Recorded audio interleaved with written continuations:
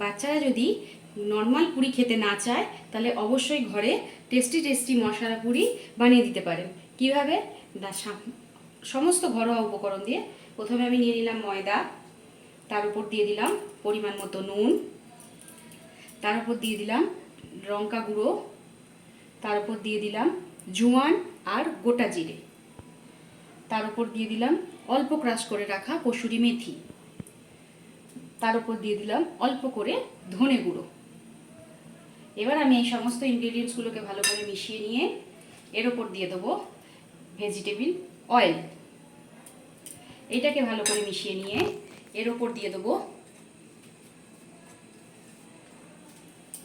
টক দই। এই টক দই দিয়ে এবার এইটাকে ভালো করে মিশিয়ে নিয়ে আমি অল্প করে একটু হলুদ জলে গুলে রেখেছি, এইটা দিয়ে এবার ডোটাকে বানিয়ে নেব।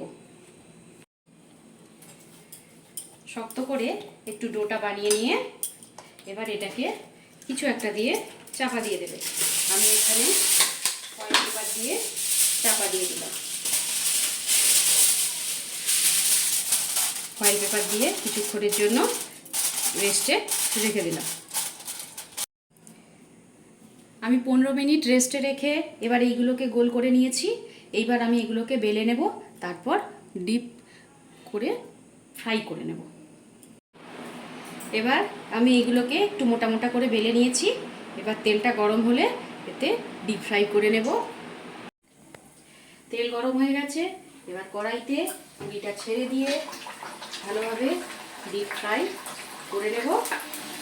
ব্যাস রেডি আমাদের পুরো মশলা পুরি। এইভাবে সুন্দর ফুলে গেছে।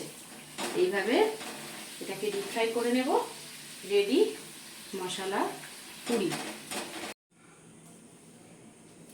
এবার আলুর সবজির সঙ্গে গরম গরম মশলা পুরি, দারুণ টেস্ট এবং অসাধারণ খেতে।